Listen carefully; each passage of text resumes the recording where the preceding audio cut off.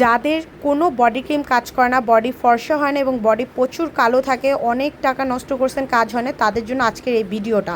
আপনাদের এই বডি ফর্সা না হওয়ার পিছনে ঘাটতি রয়েছে বাথ সল্ট। এটা অনেকেই চিনে, অনেকেই চিনে না। যারা বাথ সল্ট ইউজ করছে তারা তো এটার অনেক ফ্যান, সবসময় বাথ সল্ট তাদের কালেকশনে থাকে, আর যারা ইউজ করে তারাই পিছিয়ে আছে। তো বাথ সল্ট হচ্ছে লবণের একটা সল্ট, মানে লবণের হচ্ছে একটা স্ক্রাব বলতে গেলে, যেটা একদমই ধারালো, কিছুটা লবণের মতোই একদম টেক্সচারটা। এটা যখন আপনি সরাসরি আপনার বডিতে দিবেন, ঠিক আপনার আঙ্গুলের গিট থেকে শুরু করে ফুল বডির যে কালচে ভাব, ট্যানটা পড়ে গেছে সেটা রিমুভ করে ফেলবে, একদম ডিপ ক্লিন করে ময়লা তুলে নিয়ে আসবে। তারপরে দেখবেন আপনার বডিটা ইনস্ট্যান্ট আপনাকে ব্রাইটনেস দিবে। আপনারা জাস্ট আমার রেজাল্টটা দেখার জন্য ভিডিওটা স্কিপ করবেন না।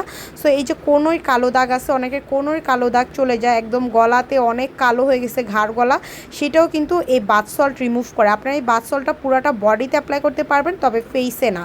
সো এইটা হচ্ছে একদমই যাদের বডি ক্রিম কাজ করে না তাদের জন্য। বাথ সল্ট সপ্তাহে 1 থেকে 2 দিন ইউজ করবেন, দেখতে পারবেন যে কি পরিমাণ আপনার শরীর থেকে ময়লা উঠে গেছে। তখন আপনি বডি ক্রিম দিলে সুপার ফাস্ট রেজাল্ট দিবে।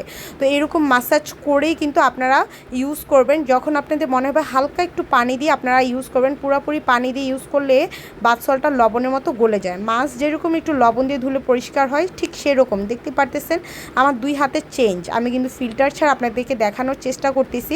ক্যামেরাতে বুঝতেই পারতেছেন বোঝানো অনেক কষ্ট, কিন্তু বাস্তবে মানে ইনস্ট্যান্ট একটা চেঞ্জ আসে, সেটা আপনি নিজে